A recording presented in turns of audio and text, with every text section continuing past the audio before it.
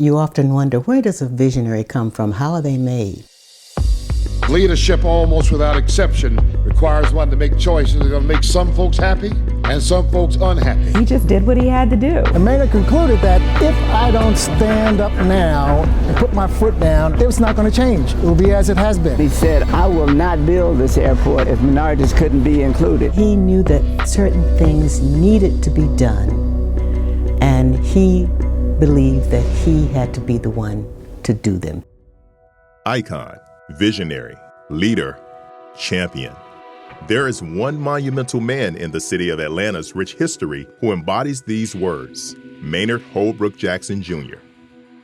Former Mayor Maynard Jackson was the first African American to serve as a mayor of a major southern city. He was a man who operated under a simple premise: opportunity, prosperity, and equality for all. Maynard Jackson was the right man at the right time for the city of Atlanta. He helped heal the still tender wounds of a city bruised in the grip of racial injustice, and though many decades have passed since Maynard Jackson served the citizens of Atlanta, those whom he led, mentored, and inspired still hold fond memories of the man, his landmark policies, and his commitment to inclusion for all. Mayor Jackson influenced my decision to enter into politics because he was an outstanding example when I was growing up in the city of Atlanta as a boy. I don't believe that there has been any person who has occupied this office, certainly in the last 40 years, who is not influenced by his spirit, by his passion, and by his devotion to the city of Atlanta. He saw it as a mandate to desegregate the city. Not just put a few people in token jobs, but to make sure that we work together as brothers, because he knew that if we didn't, we would perish together as fools, as Martin Luther King would say. The policies that were put in place in Atlanta were duplicated in cities across the country, and even by our federal government. This was a training ground to help not only Atlantans, but to help America cope with race. And so people who got their start here in Atlanta, like Herman Russell, are now working in Seattle, Los Angeles. Maynard would always made the best out of everyone. You have to give 500% if you are going to work with Maynard Jackson. When I first became mayor, you had exaggerated black expectations, and you had exaggerated white anxieties. One can argue that greatness was in Maynard Jackson's DNA. His father, Maynard Jackson Sr., was the first African American to seek a seat on the Dallas School Board. His grandfather, John Wesley Dobbs, the unofficial mayor of Atlanta's historic Sweet Auburn district, led Prince Hall Masons in fighting for voting rights for blacks in Georgia. With such a rich lineage, it's no surprise Maynard Jackson was a natural champion for equality and inclusion.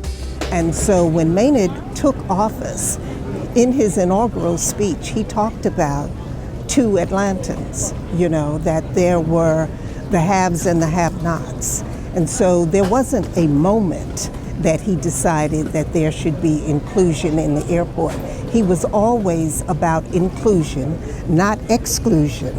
He was determined, that men, that black men, that women, that all people should have a right, should have access to equal opportunity, economic opportunity. When he became mayor, there was less than 1%, 0.5% of the contracts went to women and minorities. Of all the contracts in the city, less than 1% went to minorities and to women. Well, obviously he changed that.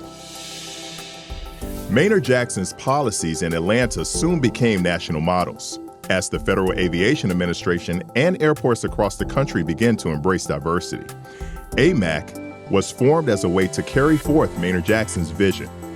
AMAC has been promoting the inclusion of minorities and women in employment and contracting opportunities in the aviation industry for 30 years. The growth of Hartsfield-Jackson Atlanta International Airport is an example of the importance and necessity of minority business inclusion. This airport, at nearly 96 million people a year, is a direct result of somebody like a Maynard said, we ought to do this for everybody, not just for a few. Inclusion is often regarded as Maynard's greatest legacy, and I certainly agree that's his greatest legacy, but I think it was the combination of Maynard's enduring faith in his community and also his fearlessness. And at the time that he was elected, he certainly was the right man at the right time. Maynard Jackson understood what I would call the rite of passage for the mayors of Atlanta, that this airport is probably the most important thing the city has to offer in terms of economic generation and putting this city and this region on the map. I also felt like that he didn't feel like he had to compromise anything, that he didn't have to compromise the growth of the airport, the status of the airport, in order to initiate these policies of inclusion with minorities. Some people define leadership as the art or process of influencing others to perform a mission by providing purpose, direction, and motivation. But more broadly, I would say that leadership is the strategic use of organization, communication, and motivation of people to achieve the leader's goal and vision, and has got to be sold enthusiastically. In addition to helping gain minorities a seat at the table, he helped many understand why they deserved such an opportunity. He saw the potential in others and why they were capable of competing, even when they didn't realize it. Maynard made you feel that you could do things that you really were not equipped to do and possibly had no experience in doing, but had a belief and you find yourself kind of doing those. And that was the order of day around among blacks and whites. He just raised the whole level of everybody's performance. He saw something in all of us that we weren't able to see in ourselves. The legacy of Maynard Jackson continues to evolve. People talk about change agents.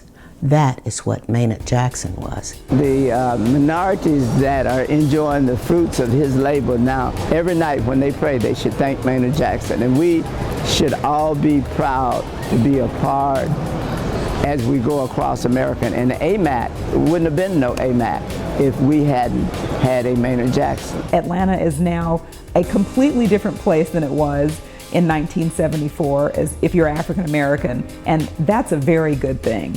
He would be very excited and very proud of what has happened in Atlanta and how the Atlanta airport has turned out. It's an amazing facility. It's beautiful. It generates huge amounts of money for Atlanta. He'd be pleased. And because of Hartsfield-Jackson Airport, dozens of men and women have been able to start businesses that they never would have had the opportunity to start but for a man named Maynard Holbrook Jackson, who had a vision and who had the courage to back up that vision with a policy and a plan that delivered concrete results. Politics, although not perfect, was the best available nonviolent way of changing how we live.